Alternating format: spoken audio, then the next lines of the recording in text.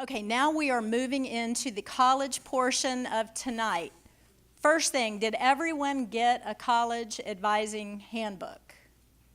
Can you check the name on the front and make sure you got the right name? We had a few that seemed to maybe not be there and should have been there. Okay, also there were some forms inside. If you can open that, if you haven't had a chance to do that. The first form is a parent permission form. What that is you're giving us permission to send your students information electronically, i.e. college transcripts, letters of recommendation.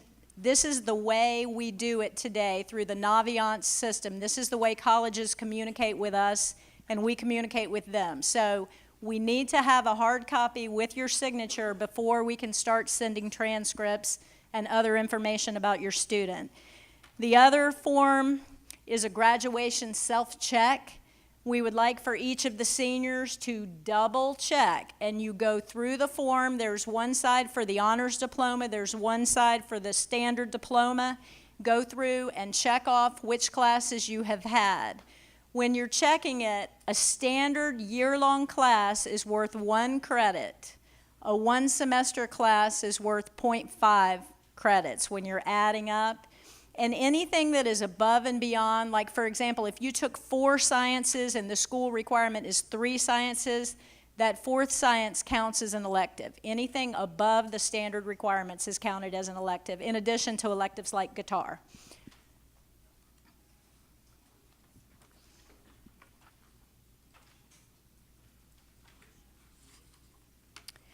The first thing that we'd like to tell you, we'd like you to really take a deep breath because, as you heard, you need to start working on your layout for the yearbook. Your student needs to work on capstone. But the most important thing from our perspective is college applications. I didn't know before I had a senior that college applications are front-loaded in the school year. So we like to have all seniors have their college applications in by the 1st of November. That's all of their college applications. So we do run out of the gate and we don't stop until the 1st of November. So the sooner the better. But we want to let you know you're not alone in this. We're all going to work together on this. We encourage you to come see us and we can walk through your student-specific case. We encourage you to contact admissions reps at the colleges where they're most interested, form a relationship. We encourage your students to come. We have many colleges who will be coming and setting up over lunchtime in the lobby, starting with Berry College tomorrow. And there's a whole list of those that will be posted on the Naviance calendar. So if you see a rep from a college that you're interested in, we encourage you to go and speak with them and form a relationship as a starting point with that college rep, and then continue to talk to them and to the rest of the admissions staff there as time goes on, and they can help be an advocate for you. Remember, even when you get nervous, we want to focus on we're in the 10% worldwide that have the privilege of going to college. So it's an exciting time. We encourage you to seek God's will for your life, and that's parents, students. We encourage that your prayer go way up during this period, that your quiet time, your devotional time, your time in God's Word, and time with fellow believers, that it goes way up. Because these are important decisions that will alter the course of your life.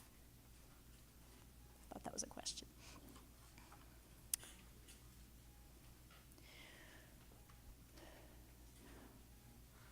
One thing that we want to remind everyone, and especially students, today's world, everything is available right away. Phones, we're not used to waiting for things, and we like it delivered quickly. The college application process is just that. It's a process. So we want to let you know we're going to be working these things as fast as possible to turn out what your student needs to complete their application.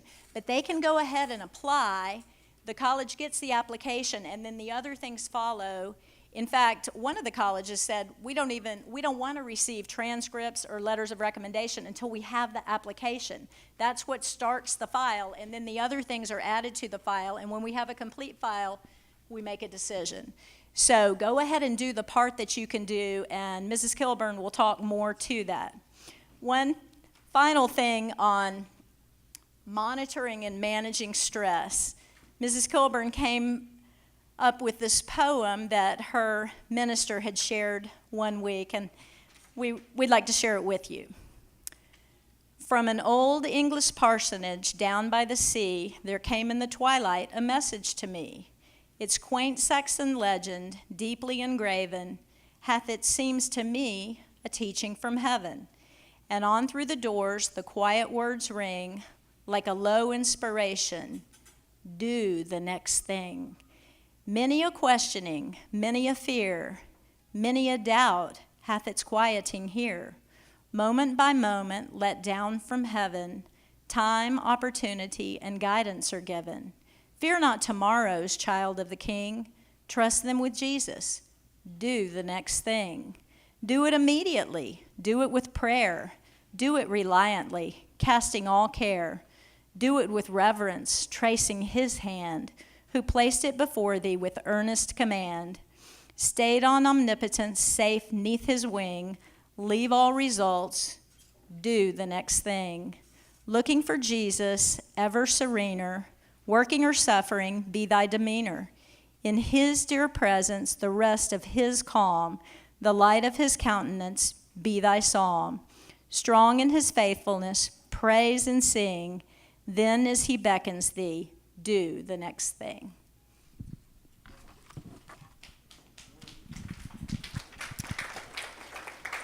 All right, that was Do the Next Thing by Elizabeth Elliot, which is a poem I was surprised to not have heard before because I think it just beautifully captures a lot of the transitions that we go through in life, a lot of the difficult things that we work through.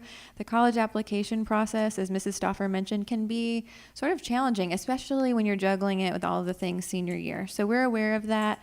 The focus of the poem is just don't worry about the big picture. Don't worry about the handbook that we just hand you that's, I hope nobody counted, about 50 pages long. Sorry. It covers a lot of stuff, but it's all important, so it's just for your reference later. Don't worry about the big picture right now of that. Just do one step at a time. Do the next thing, and we'll help you with the next thing. So that hopefully that's a comfort to you guys as you get started with the process. I get to do the next slide, which I was pretty excited about, getting organized. This is something that I just get really wound up about. I love getting organized. That's what I do when I have a really stressful day and I get home. I organize the pantry. So that's just, yeah, sorry, it's a real thing. So, but before I get started on this part, I want to show you a quick picture. This is my husband, Josh, and our girls, Tiffany and Bailey. I just want to give a quick shout out to Josh because this is my 7th year here at CAK, and we have aspired to put together this college handbook that you have in your hands each year, but just never gotten time to do it. So he volunteered to drive over 30 hours to and from Texas this summer so that I could work on it. So if you see him on campus, give him a hug or a fist bump or something and say, yeah, Josh, thanks for that. So his face will turn this color, and if you tell him I told you, but feel free to tell him I told you. So, okay. All right, so getting organized, a few things. You're going to have to create your own system for this. Different things work for different students. Maybe you like the paper system, maybe you like electronic. If you want to print things out, create a file folder system, maybe like a hanging file or a binder or a notebook, something to keep all of your printed stuff in. If you like the electronic system, create a desktop folder, label it college, and keep all of your electronic documents there. But you need a system to keep track of all this stuff. You're going to get inundated with, tonight's just the beginning of the paperwork that you're going to get. Colleges, scholarship information, monthly newsletters from us. You're going to get a lot of material, and having a way to organize it and keep track of it is going to be really beneficial for you.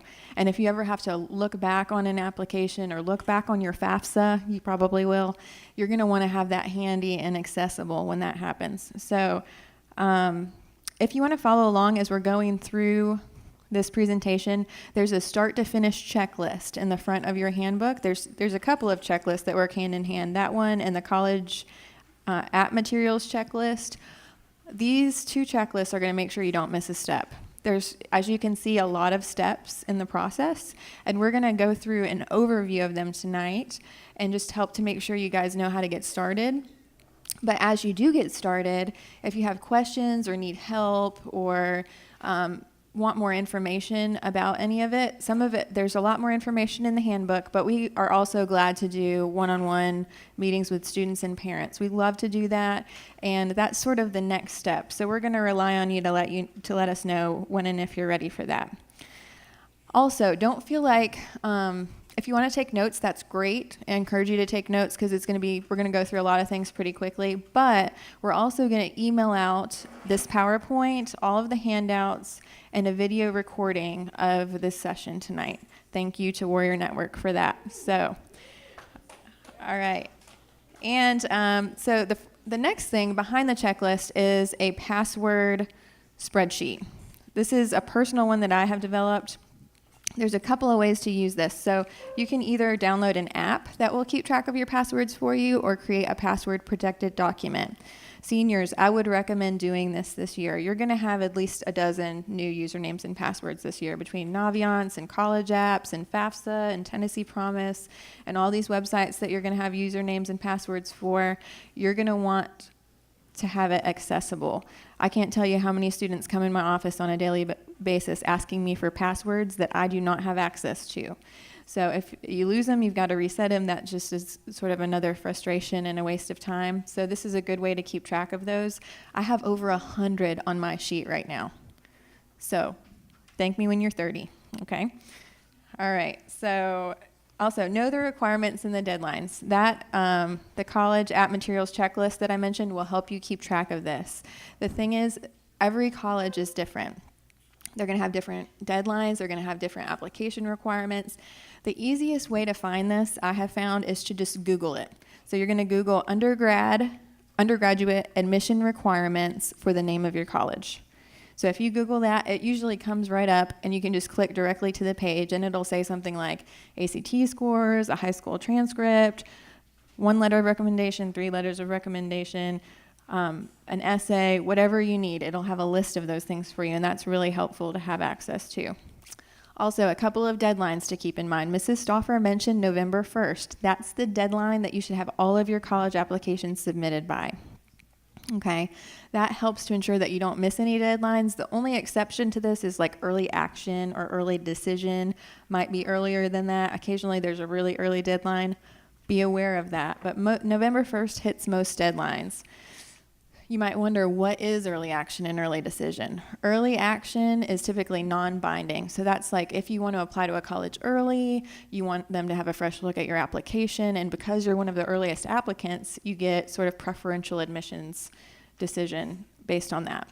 But it's non-binding, so it's just, if you get your stuff done, great. You have a better chance of getting in. Early decision is binding. So be careful with this one, because what happens here is if you apply early decision to a college, it really needs to be your one and only college. Because if you get accepted early decision and you change your mind later on in the spring, it's too late. Because you're committing to, it's a contractual obligation that you're not going to withdraw your application. If they accept you, you will withdraw your application from every other school that you applied to. And even if they offer you scholarship money, you're not going to go there. So make sure if you apply early decision that you are determined to go to that school. All right, I'm going to talk a little bit about the student's role. So students, I'm glad so many of you are here because you have a really important role in this process. If at any point you have a question that you need to run by an admissions rep, this is your opportunity to show your admissions rep that you're ready for college. So don't have a parent call. You can ask your school counselor to call, and we'll sit with you while you call, but we will just really encourage you to make that call yourself, because it shows them that you're capable of making the call and you're able of managing stuff like this on your own, which is important in college. So just kind of keep that in mind. Also, you're going to be submitting applications. So there's really two things that you're responsible for submitting: your application and your ACT scores. So you're going to submit both of those. Later on, we'll get to what the counselor will submit, but your application can be done one of two ways. It can be done as a regular application on the college's website. You can just go directly to the college's webpage and click Apply Now and access their application that way. Or you can go to www.commonapp.org. If you're applying to 2 or more schools that accept the Common App, you may want to consider applying that way. If you're just applying to one school that accepts the Common App, it's not worth your time because it's a pretty extensive application process. But if you're applying to 2 or more, you can complete multiple applications on one website, and it sort of keeps everything together for you. There's a page in your handbook that talks about that in more detail and helps you kind of fill it out, and we can help with that too. But those are the 2 types of applications. And then also sending ACT scores. A lot of you have already done this. When you signed up for the ACT, you chose the 4 optional automatic score reports to be sent, because we always encourage that. But if you haven't done that yet, you're going to go log into your ACT student portal and request those scores. I think it's $12 or $13 per score report to have them sent. You're going to send them to each college. Keep in mind, let's say you've taken the ACT multiple times. If the college super scores, you're going to want to look and see which reports need to be sent, because you're going to send every report with the highest subscore that you've taken. So that might be multiple reports for the ACT that need to be sent. Also, dual enrollment transcripts sometimes need to be sent. So if you took a dual enrollment class as a junior last year, some colleges will require this as part of the admission process. So they're going to want to see that transcript sent directly from Bryan College to them. Even though it's on our transcript, they're going to want an official transcript from Bryan College. So you need to go log in. Actually, you can just Google dual enrollment transcripts Bryan College. It comes right up. I think it's the first link. You're going to Google that and order it through the Student Clearinghouse on their website. And they will go directly from Bryan College to the college that you're applying to. If you're enrolled in a senior year dual enrollment class, you don't have a transcript yet, so you don't need to worry about that step just yet. You'll follow up and do that in May. Also, SAT subject tests. Occasionally, students need to do this. It's not terribly common, but highly selective schools sometimes require 2 SAT subject tests, and they'll let you choose which ones you take. There's some information about that in the packet also.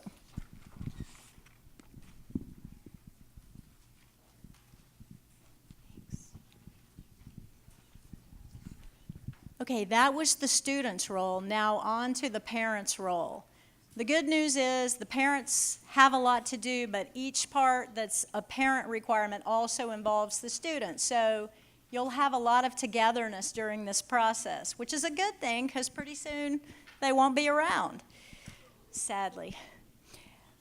First thing, you need to talk about some basic things with your student, parents. Finances are top of the heap.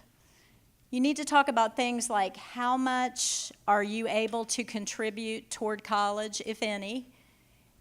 Are you expecting that your student will be working? Are you willing to take loans? Are you expecting to take loans? Are you expecting them to have some scholarships, and what scholarships are they eligible for, or might they be eligible for? Also, you need to talk about geographical requirements. Is it important to you that they stay within the state of Tennessee? Are you thinking Tennessee school, state school, or are you thinking about a private institution? Are you thinking about something that is a weekend drive away, a day's drive away, a flight away? Where do you want your student, and where does your student want to be, and see if you can come up with some middle ground before you go too far with the college applications. Next thing is you need to talk to your student and talk about the goals that they hope to get out of the whole college experience. I mean, go far at first. I mean, what do they want to ultimately do as their life's work? And then back up from there. As you're trying to think about this, I know many students don't know what they want to do yet, but Mrs. Kilburn did some career assessments back with them. You may not be aware of that, but she did those a few years ago, earlier in their high school time. That's a good starting point. things that they're naturally gifted in or things that they naturally like to do, things that you notice that they're good in or they like to do, what subjects are easy for them when they have homework. You know your student better than anybody outside of themselves. And you need to spend time with them talking about what might they want to consider doing someday, and open it up a little. Think outside the box and help them think outside the box, because a lot of students don't know about a lot of careers that are out there, and you know a little more about the big world and what jobs are out there. A lot of students, they've watched a lot of TV, and that may or may not be an accurate representation of some of the jobs out there. And a lot of students just know a lot about what their parents have done, but don't know too much about a lot of other fields. So open up the discussions with them. One of the things that I read a book once, and it was about the whole college process. And after I read the book, I was a little terrified because it talked about people who had one place they wanted to go to college, and they had put everything into that one place, and then it didn't work out. And so they had to go to another option, and they went in, and many, many times the second option turned out much better than it would have anyway. So I started to relax as I read that, and I came out with two things that I always try to remember when I'm thinking of the whole college process, which I just went through last year with our son who just arrived at UT on Saturday. So I'm very familiar with the process and where you are, and I'll be going through it again this year. So my two things that I learned, first off, is there's a college for everyone. And that means there are so many colleges, and they look for different things, and they have different requirements to get in. So there is a college. If you want to go to college, we will find a college that will work for you. The second thing is run your own race. The quickest way to be discouraged or nervous about the college process is to talk to other people about what they're doing. Oh, have you already gotten your applications in? Oh, what did you get on your ACT? Oh, hey, what about this scholarship?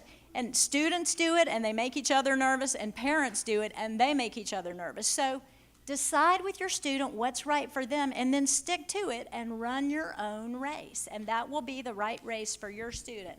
And Mrs. Kilburn and I are here to help your student with you guys. Another thing we mentioned already, the college visits.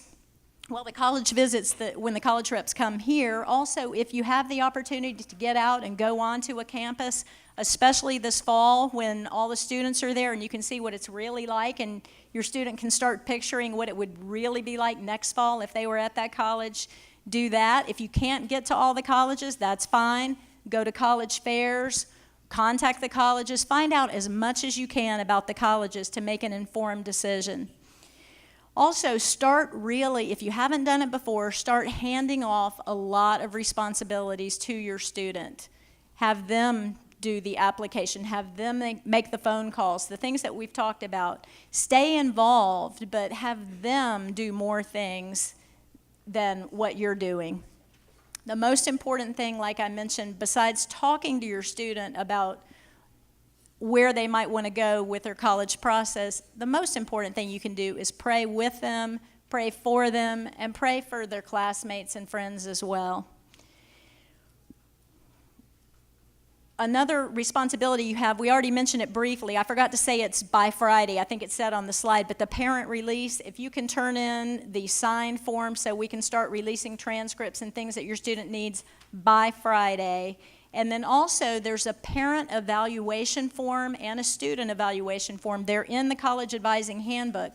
If you can go ahead and start working on those now, if you want a really great letter of recommendation, we recommend that you do the parent form and have your student do the student form, because that gives us a lot more to go on as we are seeking to write great letters of recommendation for your students.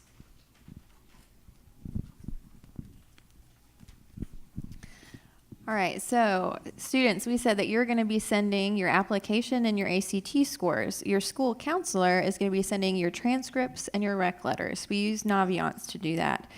If you have not logged into Naviance and checked it out and figured out how to use it well, do that now. It is amazing. If we didn't have Naviance, I would be campaigning for funds to get Naviance added on, because it makes this process, talk about relieving the stress and making it so simple for you. It really streamlines everything and makes it easy to track the things that we're sending, and it makes everything so much simpler. Everything that you need is located in that one location, which is going to really be a benefit to you this year. So I'm going to show you in a moment how to submit those requests for transcripts and rec letters, but we do send those for you. Also, SSRs. SSR stands for Secondary School Report. If your college needs an SSR, make sure to give it to your school counselor. That's not something that we go and seek out for you. You need to bring it to us. If you're applying Common App, you do not need an SSR. It's an automatic part of the Common App, and we do those as soon as you indicate that you're applying Common App. But if you're applying to a school like, I think Berry requires an SSR that has on their admissions requirement that they need one of those, you need to just print it out and bring it to us, and we'll fill it out and scan it and submit it electronically with your other materials. We will also write a counselor rec if needed. It's not always necessary. A lot of schools do not require a counselor rec, but if it is necessary, we're glad to do it. And Mrs. Stauffer mentioned we need a parent evaluation form completed and a student evaluation form completed. We're also glad to meet individually with students and parents. Don't wait for us to call you in for that. If you have questions or need help, we always look busy because we're always busy. That's okay. Don't wait until we're not busy. Just come in and let us know that we need help. We're glad to stop and help you with that, because we know that during this process, it's really just, you really need help with some things, and that's okay. We're here for that. All right, I'm going to take a break from the PowerPoint and show you guys how to use Naviance for a minute. So let me get logged in here.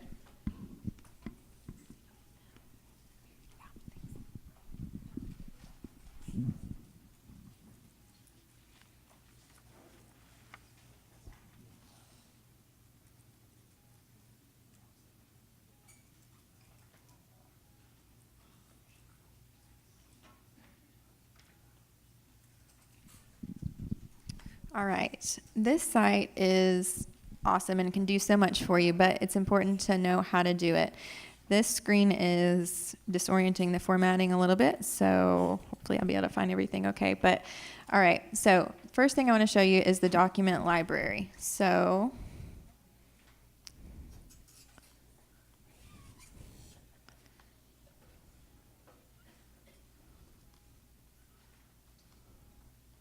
okay. They just released a new format for this. So, okay, it's on the home page. If you scroll down to the bottom, see where it says Document Resources? I'm going to click that, and it's going to bring up a list of file folders where we upload all of the documents that we have in the school counseling office. We have over 100 of those in there. So it's got a lot of the material that's in your handbook and some other additional material. Feel free to look through that. It's easy to upload. And another cool fun fact about the format of these, it downloads in a Word document for you on your desktop. So you can actually edit it. So like if you download the Word document, let's say you're using one of the checklists that we've provided, but you're like, I just want to add a couple columns and remove a couple columns. You can type in it and change the formatting, and you customize it to your needs. So that's a really neat feature of the document library. All right, next we're going to go take a look at the Colleges tab. And there's lots of important stuff here. So I'm going to go Colleges, and then we can search colleges, or we can use this feature called College Match, the Super Match College Search. So when we go to this, next, all right, next. Yeah. Okay, we got it. Okay, so you're going to indicate some criteria that you're looking for, and for each field that you fill in, it's going to narrow down your recommendations for you, and it's going to recommend some specific colleges that might be a good fit for you. So if you're still trying to keep your options open and think about colleges that you maybe haven't considered yet, this is a great place to look for that. Also, we're going to go under, go back, and under the colleges tab, you're going to add colleges to the colleges I'm thinking about, and then we're going to update those to the colleges I'm applying to. So you can see this student has a few on her list, and then she's going to update that to colleges I'm applying to once she's sure that she's going to apply. All right, and after she does that, if a college is a Common App school, it's going to have a little icon that says CA next to it. Let's see if any of hers are CA. Yeah, Berry College and Princeton University are both Common App schools, and you can see that it has a little CA icon. And you're going to let us know that by indicating, it will, well, let's see. It should allow you to select whether or not you're applying Common App once you update it to the colleges I'm applying to list, and you're just going to, there's going to be 3 options: yes, no, or unknown.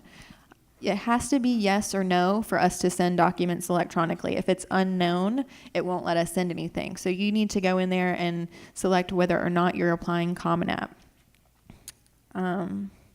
Also, make sure to let your teachers know about that if you're applying Common App, because there's a few additional steps. Okay, and then we're going to go back up to the About Me section. So, About Me. And there's a resume. The second link that says resume, I'm going to click that. If you haven't filled this out yet, you're going to want to add some sections to your resume, like extracurricular activities that you've been involved in, community service, leadership things. Your school counselors can view this resume, and it helps us as we write your letter. Also, if you fill out the resume, do this before you start working on your college applications, because you can cut and paste from the resume into your college application. So if your colleges are going to ask you the same information 3, 4, 5 times if you're applying to multiple schools, you can just put it in here and then copy and paste it into your college apps, which will save you some time, and it'll help us to have that information as well. All right. Also, you're going to be able to request transcripts back on that colleges I'm applying to list, and you're going to be able to request letters of recommendation there. So if we go colleges I'm applying to, manage transcripts, it's going to let me add a request there. It won't open this up until we have processed the form that we handed out tonight with the parent signature required. That's your FERPA waiver.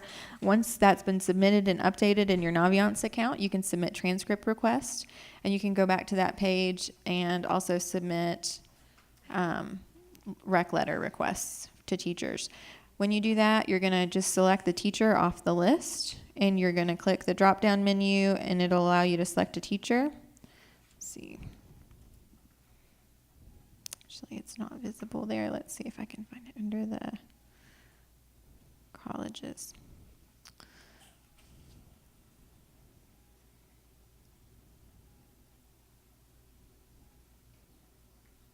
There we go. Letters of recommendation. It's under the colleges tab. So I'm going to click that and add a request. And you can click that drop-down menu, and you see it's got the preloaded list of CAK teachers. I'm going to select Mr. Estes to write me a letter. And then you're going to click all current and future colleges that I'm applying to, unless a college has specifically asked for a letter. Like if you're applying to Stanford, Harvard, Yale, like a highly selective college, and they want a letter that's specifically addressed to them, then you're going to choose specific colleges from your college list. Otherwise, most of you are going to select all current and future colleges. That allows your teacher's letter to be sent to all of the colleges on your colleges I'm applying to list. All right.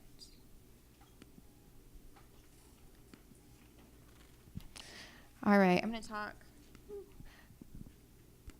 a little bit about college visits and fairs. So you got a calendar in your booklet that you should probably put on your refrigerator or somewhere, or put it in your phone somewhere where you'll see those dates, because there's lots of really important deadlines and college visit dates on there. Keep in mind with college visits that CAK has an 8 and 16 policy. So college visits right now fall into that. You get 8 absences per semester, 16 per year class. And you do need a note. So you can either get a prearranged form from the front office, or You can just bring a note from the college saying that you were on a college visit. There's no excused and unexcused absences, but it's always good to document that you actually were using that day for a valid reason, because if something were to happen, like let's say you get mono your senior year, don't get mono your senior year, but if you did and you missed a lot of school and a college visit was one of those, if you have documentation, then you're covered. Mrs. Wallace will have a much easier time understanding why you missed those days if you have documentation. So make sure to get documents of your college visits. Also, there's a couple of college fairs coming up, the TACRO Fair and the NACAP Fair. So the TACRO Fair is on September 25th at Hardin Valley. That's 150 colleges from across the nation. It's a great way to see a lot of colleges in a short time. So really strongly recommend that fair. It's a really great one to go to. Also, the NACAP Fair is on October 2nd at Grace Christian. And that is just Christian colleges. These are colleges that have signed a statement of faith and are Christian on purpose. So like Lee will be there, Liberty, some Christian colleges that have a similar mission and values that we have at CAK. So that would be a great fair to go to. Also, lots of schools there and just a really great event. So really encourage you to visit that one. Also, we're going to have lunch visits, and it says on the top of the calendar, make sure to check Naviance for announcements about that. There are a lot on there already. I think maybe 20 or so college visits coming up. Make sure to take advantage of those. I've noticed a lot of times at lunch, you guys kind of like avoid their table like the plague. You'll be walking by and you'll be like, don't do that. They notice that. That's weird. So stop by and talk to the reps at the table. That's a great way to build relationships. Even if you're not interested in the college, it's still a great way to practice talking to college reps and get information about college in general. So take some time to do that. They're not scary. Most of them are like your age. So, all right. Also, we're working on possibly taking a visit on the PSAT day. We haven't done this before, but seniors are off that day. You can take a college visit on your own if you want to go ahead and plan one. But we're trying to possibly get some buses together to take some local visits. Maybe Carson Newman, maybe UT, maybe Lee has been thrown out there. So if you're interested in that, hang tight. We're hoping to have some more information about that soon. It's the PSAT day. I want to say it's October 24th, but it's on your calendar that is in your handbook. So it says college visit day. That would be the day that we would do it. All right, 2-week notice to colleges. Sometimes college visits, especially during the busy season, fill up. You don't want to take a college visit without taking the guided tour because they give you a lot of really important information on that tour. So it's important to book those 2 weeks in advance to make sure that you get a spot. Tours are important and college visits are important. You wouldn't buy a car without test driving it, right?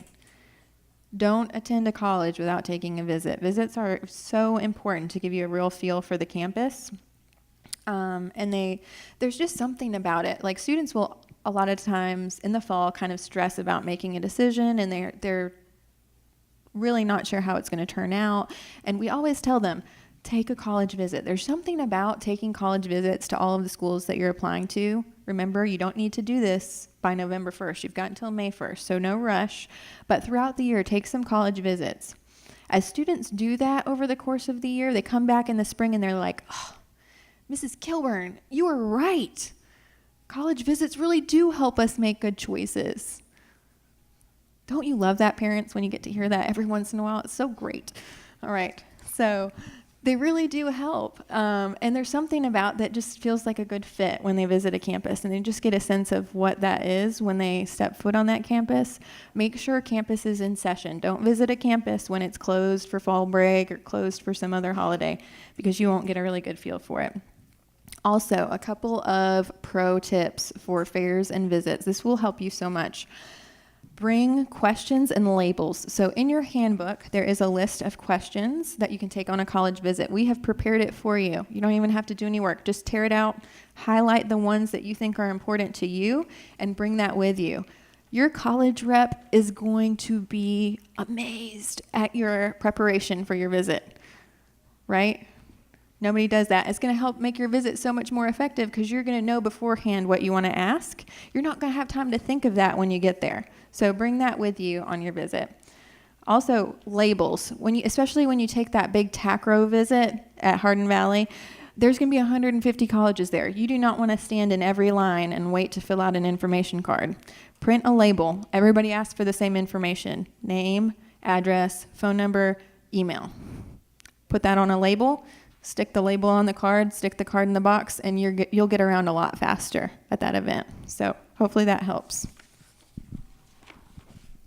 All right, have you guys heard of the term holistic review? Show of hands. Anybody? Good. Okay. So holistic review is a process used by most colleges to evaluate your application. And they're looking at kind of a big picture of a student. And so the idea here is if you have a weakness in one area, they're not looking for your weakness. They're not trying to not admit you. They're looking for your strengths, and they're giving you lots of opportunities to show those strengths. So they're looking at your grades, your test scores, your co-curricular activities, your essays, your letter of recommendation. We get to sit on college admissions panels every once in a while. They'll let us sit in and do like some mock admissions procedures to kind of see if we can guess who would and wouldn't be admitted. And it's always really interesting because what they're looking for is really capable students who will be a good fit for their campus environment. And so sometimes you'd be surprised. Maybe a student with a C average who started their own guitar company is going to get in because they own their own company, you know? So they're looking for opportunities for you to show what you're good at. So with grades, keep in mind, for admissions purposes, they're going to look at your 6th semester grades. So this is the grades at the end of junior year. They're not going to really get your grades for senior year. Does that mean that senior year grades are not important? No. You're welcome, parents. All right. Senior grades are important because they're important in and of themselves, but also because they could take them into account for scholarships. Make sure you know the scholarship cutoff date for test scores and for your GPA. They could take your final GPA into account if they want to for scholarship purposes, or they could take your 7th semester GPA. It's important to know that. Also, they're looking for an upward trend. So don't panic if you don't have the GPA that you don't want and it's too late to go back and undo that. Hopefully what they'll see and what they'll look for is an upward trend. So maybe you got off to a rough start freshman year. You were one of those students who came in and was like, yeah, freshman year doesn't count. I'm just going to have fun. Tell the freshmen not to do that, by the way, because we try to tell them that so that they know, but they don't listen to us. They'll listen to you guys a lot better. So tell them freshman year counts. But if you got off to a rough start, it's okay. If you show an upward trend, colleges are going to notice that, and they're going to be like, this student is really on track for college because they got off to a rough start, but they pulled it out, and they're going to do just fine. They're also looking for academic rigor. This does not mean taking every AP and dual enrollment class you can. This means challenging yourself when appropriate. So colleges, remember, they're going to see your senior schedule. So we've already talked to some of you about this. Sometimes senior year, we have students who have taken AP and dual enrollment and honors classes all the way through. They get to senior year and they're like, yeah, it's senior year. I'm just going to have a good time and take a bunch of CP classes and photography and digital design and every elective that I can fit into my schedule. Don't do that, okay? We don't allow 2 study halls because we're trying to protect you from that. Colleges see right through it, and they're like, oh, this student has got a severe case of senioritis, and we are going to wonder if they're going to be ready to come here in the fall. So make sure that your academic rigor doesn't drop off the cliff senior year. You've still got till Friday to make a change to your schedule if you need to, just saying. All right. Core classes. They're also looking, some colleges will do what's called a core GPA. UT has a 16 core credit GPA. You can Google it.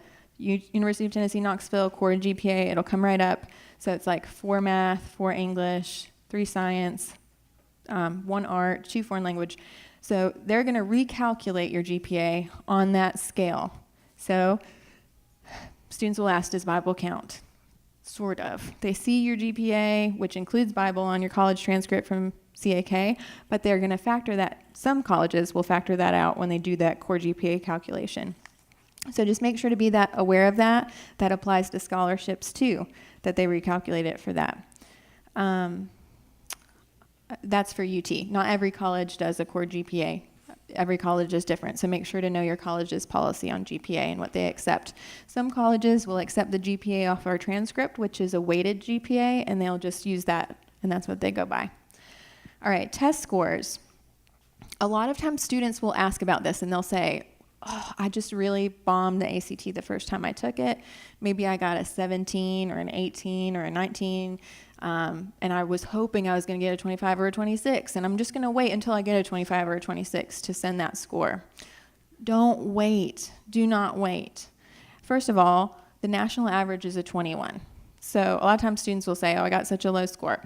Shoot for the national average. That's a great goal to set for yourself, because that's the cutoff for the Hope Scholarship, a 3.0 GPA or a 21 on the ACT. That's a great score. So also, colleges are not looking for your lowest score. They're looking for your highest score. If you made a score that's lower on the first attempt or the third attempt or the fifth attempt, and you made a higher score on one of the other attempts, they're going to ignore the low score. They're not trying to not admit you, they're trying to admit you. So they're going to look for your highest score. If you got a drastic difference between one and the other, they're going to say, wow, I guess she was sick that day or something happened. They're not going to question that really. So colleges tell us all the time, have students just automatically send their scores. It's easier, it's less expensive, it's the better way to do it. All right, super scoring. If you're applying to a school that is super scoring, you're probably going to want to send multiple score reports, because they're going to recombine each subject score to make a higher composite score. Not every college super scores. If they don't super score, just send your highest composite and be done, and that's good enough. If they do super score, look and find each test with the highest subject score and send all of those reports to the college so that you get the highest overall composite. UT Knoxville super scores. A lot of colleges don't. So just kind of keep that in mind and look at that as you're applying. Also, scholarship deadlines. Make sure that you know your college policy on scholarship deadlines. Some colleges will take test scores through December. A lot of colleges will. So use that to your advantage. If you're on the border and maybe if you got one more point you could get a scholarship, it's worth the extra effort and the financial investment to try to get that extra point, and you may have an opportunity to do that even this fall. So think about that in terms of test scores too, and feel free to ask us if you have questions. Co-curricular activities, they're looking for specific things here, and this can really help. As you're filling out your activity list, first of all, make sure to start with your most impressive thing first. If your admissions rep kind of gets halfway through the list and gets distracted and doesn't finish reading through your list, you don't want them to not read that you were in governor school. That needs to not be the last thing on your list. That needs to be the first thing. So you're going to put your most impressive or your most important extracurricular activities first in descending order. Also, they're going to look for, again, they don't want to see that you have participated in every club. They don't want to see that you've taken every extracurricular class. They want a focus. They want to see that you know who you are and that you're exploring something around an area of focus. So like, I loved English when I was in high school, and so I took journalism and creative writing and some arts classes and stuff to work around that central area of focus that I was interested in. Colleges want students who know who they are and who are not all over the place, kind of scattergrams that are going to change their major 5, 6, 7 times. So that can show that you kind of know your interest and you're exploring your interests. So that's good to think about when you fill out that sheet. Also, leadership. This is like a really important quality to colleges right now. They're looking for leadership. So if you've done anything that has anything to do with leadership, even if you just maybe get your friend group together sometimes for certain events or whatever you can show that you have done as a leadership opportunity, mention that somewhere in your college app. They really value students who can show leadership experience. So especially if you're in a club, mention that. Like, what did you lead in that club? Did you lead anything? You can't make stuff up, but if you have an opportunity to show even some event that you helped to lead, mention that. Action verbs. Okay, so wording on your activity sheet, wording matters a lot. So a lot of times students will put, I was in Spanish club. Great. I'm so glad you showed up for Spanish club, but did you do more than show up? Hopefully something, even just saying the difference between I was in Spanish club and I participated in Spanish club. Do you see the difference in wording? Participated is an action verb, so make sure to try to use those action verbs when you can.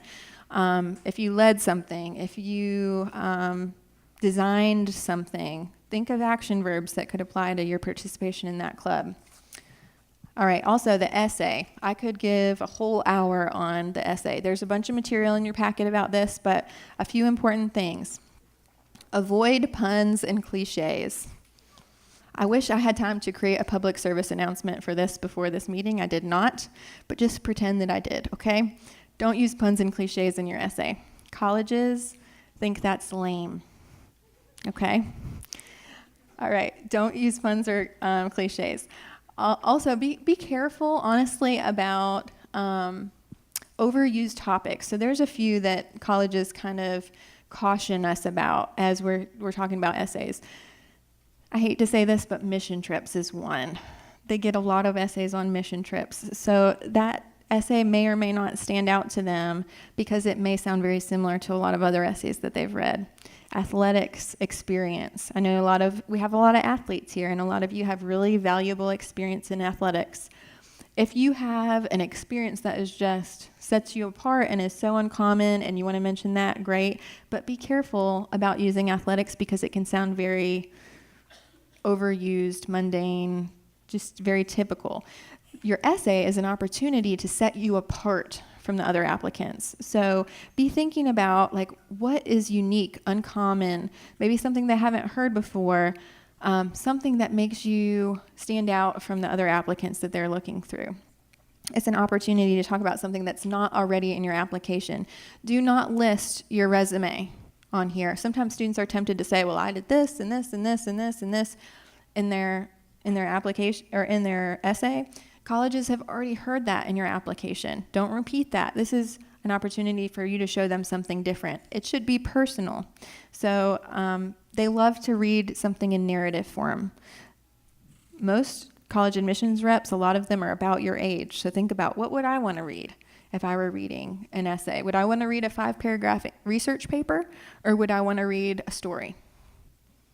They love to read a story. And you guys have great stories. Think of one that applies to something that maybe a character quality that is special about you, or maybe something that you care deeply about, and write a story about it, or something that you learned about life. Write a story about it. You're going to have more fun writing it. They're going to get a more personal view of you, and it's going to set you apart in a really great way. So be thinking about that. Also, have 3 people proofread your essay. You should have a parent proofread, an English teacher, and a school counselor. Your parents are looking for authenticity, and they're going to make sure that you're not selling yourself short. Okay? Your parents know what sounds like you. They know who you are and how to best represent yourself, and they also know all of your accomplishments. All of your mamas can tell me all of the great things that you've done in high school, and they know all the details about it. So trust them with that, okay? Let them read over to make sure that you haven't shortchanged yourself. This is not the time to be overly modest. I've seen that happen on essays before. So also, your English teacher is going to look for grammar and structure. Take it to their writing lab. They can help there. And then your school counselor is going to look for something called the wow factor. So this is what college admissions reps have told us is important in essays. We've read hundreds of essays and can tell you what makes the difference between a good one and just an okay one. So we can kind of speak to that and tell you what college reps are looking for and give you some pointers to make it just a little bit better, to give you a little advantage on that. Remember, like on the ACT plus writing section, if you have to submit that to a college, you don't get to have anybody look it over. Your score is your score. But if your college is allowing you to submit an essay, they kind of expect that you're going to have it looked over. If you don't, and if you have a bunch of typos in your essay, what do you think that shows the college? Not good, right? It shows that you didn't put very much effort into your essay. So show that. you're putting effort by having it proofread, and make sure that you're very careful with that. All right, the last thing is letters of recommendation. Different colleges have different criteria for this. So some colleges don't require any letters of recommendation. If they don't require any, don't feel like you have to submit any. That's great. Other colleges will require one. The most that a college is going to require from you is 3. So that would be a counselor letter and 2 teacher letters. Sometimes students will ask, can I use a middle school teacher to write my letter of recommendation? No, do not do that. That shows a college that you could not find a single high school teacher to say something positive about you. I'm glad we have so many awesome middle school teachers that you guys love, but do not ask them to write your letter, okay? Also, they have to be from a teacher. Like, it can't be a coach, it can't be someone in the community. Usually it says an academic reference, which means one of your teachers or a school counselor. So don't ask for extra letters. Sometimes students feel like, oh, my college doesn't require any letters, but if I submit 3, maybe they'll accept me. No, that's not going to give you any advantage in the application process, and those letters take a long time to write. I average about 30 letters per year, and each letter takes 2 hours to write a good letter. So that's 60 hours of writing. We're glad to do it. I'm not complaining at all. I love writing them, and it's so fun to hear about all the cool things that you guys have done, and to get to put that in a letter and see it on paper is amazing. But if you don't need one, I'm going to decline your request because we want to make sure we get all of the ones that we have to do done. All right?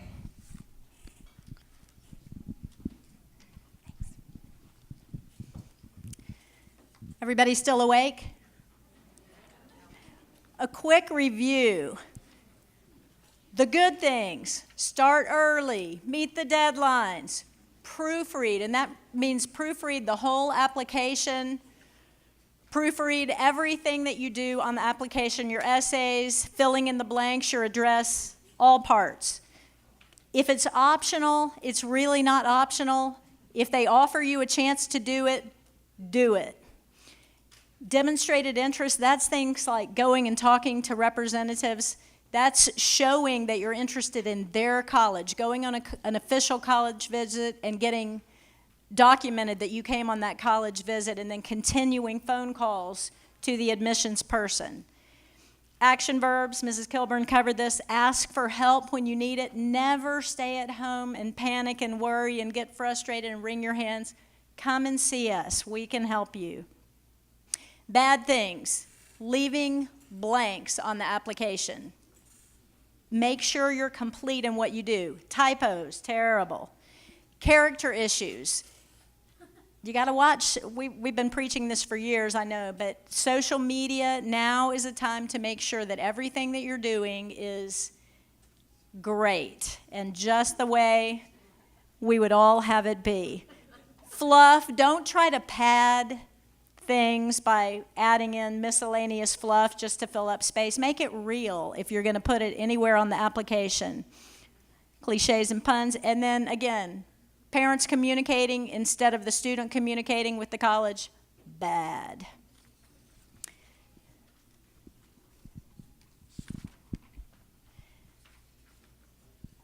For UT here in Knoxville specifically, we talked about SuperScore. They do SuperScore. We talked about the 16 core, the subjects that are figured into the GPA. There are 3 essays that you might be involved in if you're doing an application with UT. First is the regular essay that all students do. Second is the optional, but is it really optional? No.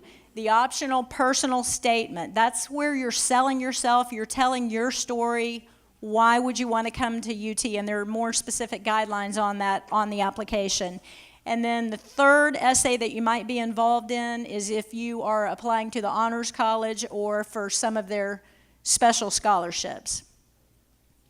They have a new student center opening in January, just a public service announcement. UT is super nice and getting better all the time. A lot of our students apply there. It's good to apply there even if you don't plan to go there. I think just in case you change your mind. They're doing their first, the applications are already open now. They will do their first wave of notifications of acceptances starting September 15th. So it starts early. It's a rolling admission. So they don't wait for a certain deadline and then release all the acceptances. As they get them, they send them. So the sooner you apply, the sooner you will start to be accepted place, and you will have that very good feeling that you've got a college, and then you can continue to expand your options. October 13th is the Scholars Invitational. If you already have a 31 or higher on your ACT and you plan to apply to UT, make sure you have your application in by the 1st of October. And the reason why is you want them to have time to get your application and to invite you to be part of the Scholars Invitational, where you can come and compete for additional scholarships. The deadline for other competitive scholarships is December 15th. The FAFSA, the financial aid form, the deadline is February 15th. And UT is using a new data processing system, but we still do everything through the Naviance system. So although they have a Slate system, you still need to do everything that involves us here in school counseling through the Naviance, and we will be using Naviance to send things to UT. One thing to know, back on the December 15th competitive scholarships, to be eligible for one of those competitive scholarships, you need to have a 29 ACT score. That is a change from previous years. It used to be a 28. It is now a 29, and a 3.8 overall GPA as computed using their core GPA formula. One thing to be aware of when you're doing your essay to get into the college, try to save leadership. If there's another option, if you plan to apply for a competitive scholarship, often the essay that's required for that has to do with leadership. And if you've already talked about leadership in your general application essay, you kind of run into a problem. So think ahead if you're planning to also apply for competitive scholarships.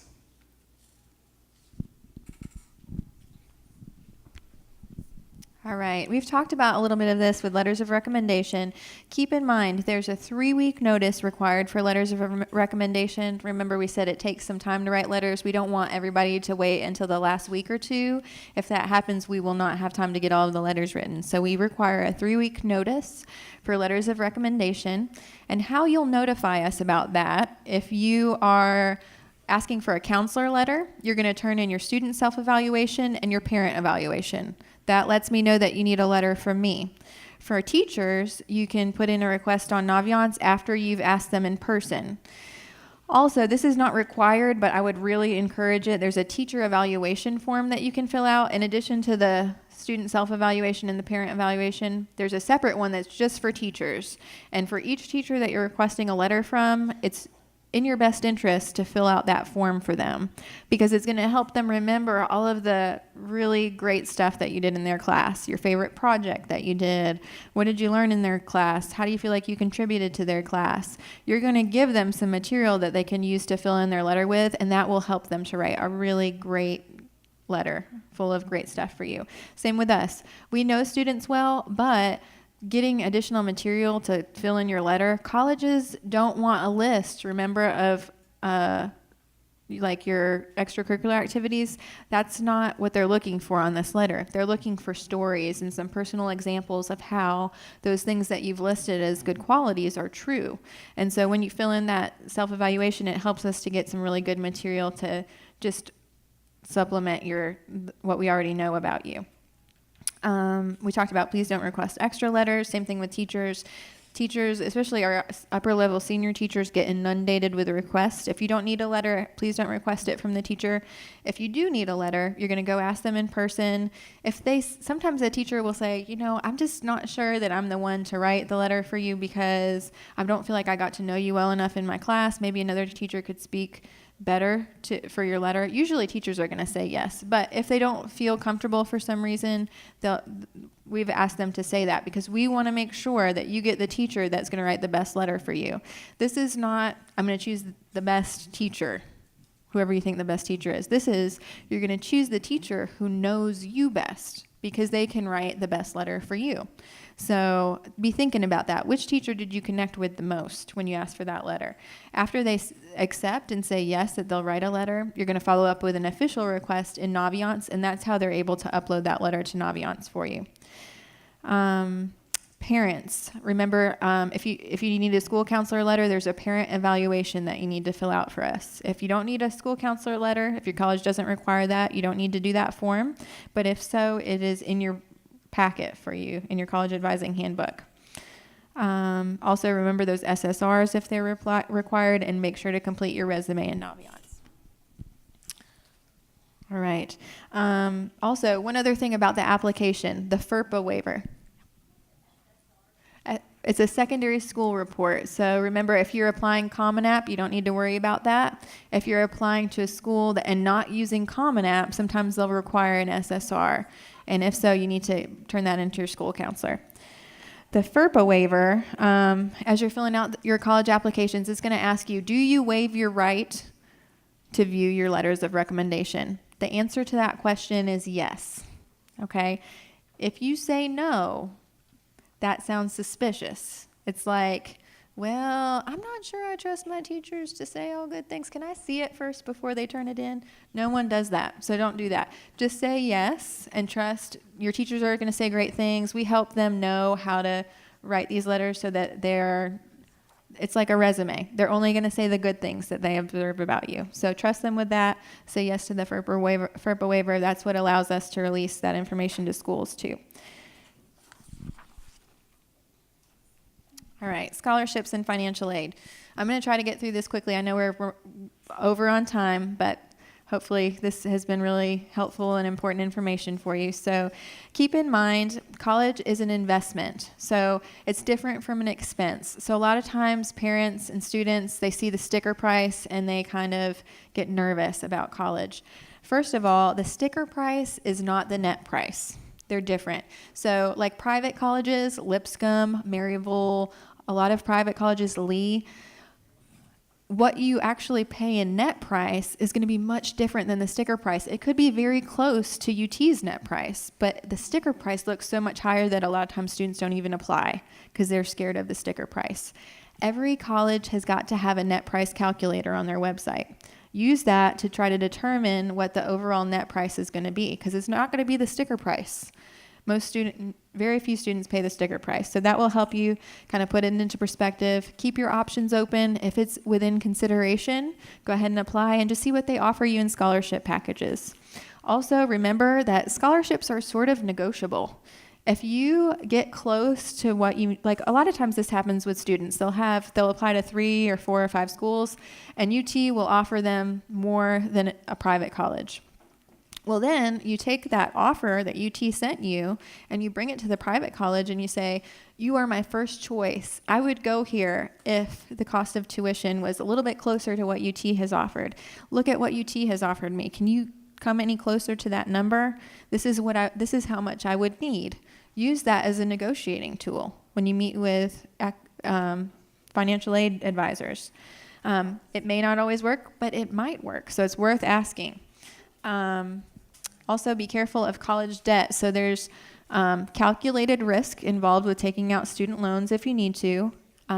Remember, it's an investment, so sometimes if you need to take out loans for an investment, that's understandable. But be careful with things like credit card debt. Credit card companies target college students. They have all sorts of really appealing advertising that make this sound like a really good idea. It's not a really good idea. So be careful with that. They're trying to get you in a lot of credit card debt. Sources of aid. We're going to have a financial aid meeting coming up in a few weeks. That's on your calendar also. I think it's October 17th, maybe. The FAFSA Frenzy and Financial Aid Night. TSAC, Tennessee Student Assistance Company, is going to come, or corporation, is going to come present that night and share some information about scholarships and financial aid. That's why we're not covering it in great detail tonight. In general, there's 3 types: federal and state, institutional, and private. Those are the 3 sources. And then there's 2 types: need and merit-based. Need is based on financial need, and merit-based is based on academic achievement. There's some scholarships like Tennessee Promise that's not really either need or merit-based. There's no academic criteria and there's no need-based component. It's just if you fill out the application process. And that's a really good one to know about. They'll talk about that when they come.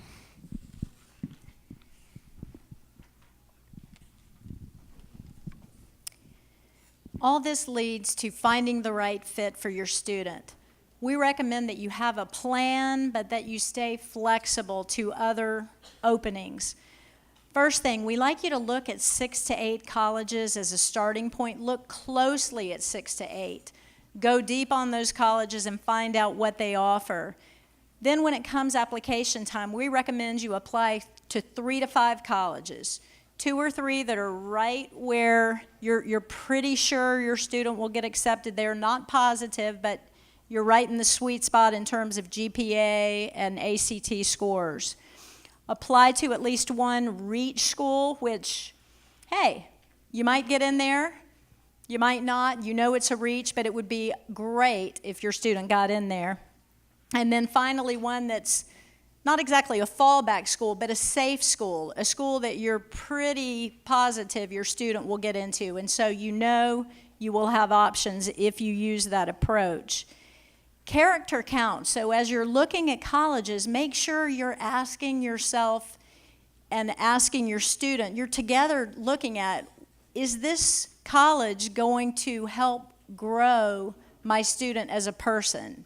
Is it good academically, but also what other things does it have to offer to my student that will help them be a good person when they come out of college?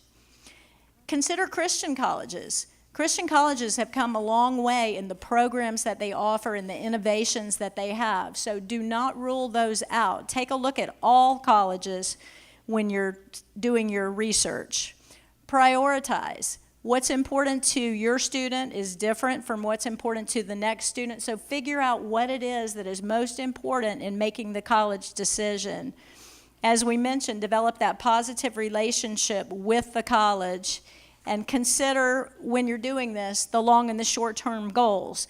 For short-term, you might think about, I'd like to have an internship my first summer. I'd like to make some great long-term, lifelong friends in college. I'd like to make mostly A's my first year. I'd like to learn how to study well in college. For longer-term goals, where are you trying to go? What kind of professional relationships are you looking to build? What kind of job placement record does your college have? What kind of retention does the college have? And long-term, of course, you're trying to graduate. Do you have plans beyond college for graduate school or jobs? So take a look at those going in. Again, run your own race.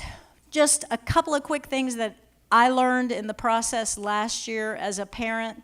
First thing, just because you're in a college doesn't mean that you shouldn't take the ACT one more time, possibly in the spring of your senior year, particularly if your student is in pre-calculus senior year, because UT, for example, bases the math that they put you in as a freshman on how you scored in math as a senior. So if you took that in the summer before your senior year, then you have another whole year of math.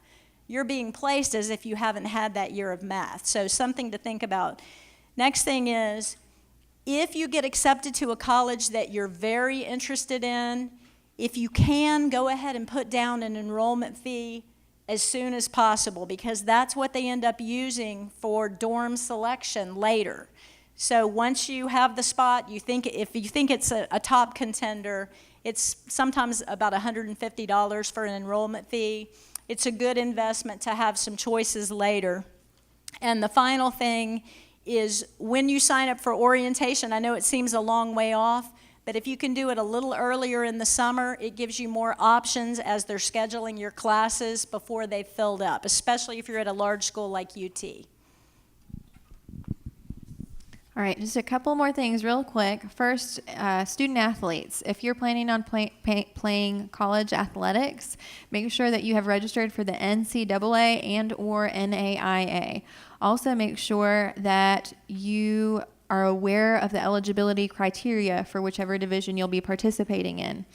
If you are not sure about this, let's say you think you might want to play NCAA college athletics. Some of you have asked one of us to look over your transcript and to make sure that you're on track and that you've met the eligibility criteria. We're glad to do that. It's not easy to figure out on your own, but we can help you figure that out. If you have not applied yet, you should have applied for the NCAA at the end of your junior year. If you haven't done that yet, when you get home tonight, go ahead and log in and get that application completed. It takes like 15 minutes. You don't actually have to do it tonight, it's late, but do it sometime this week before you forget about it. So, and then last thing, thank you guys so much for coming and for waiting patiently through our presentation. I hope it was super helpful for you guys, and we're glad to follow up with individual meetings if you need it. Hope you have a safe drive home, and if you have questions, we're going to hang out at the front for a minute if you want to come ask those.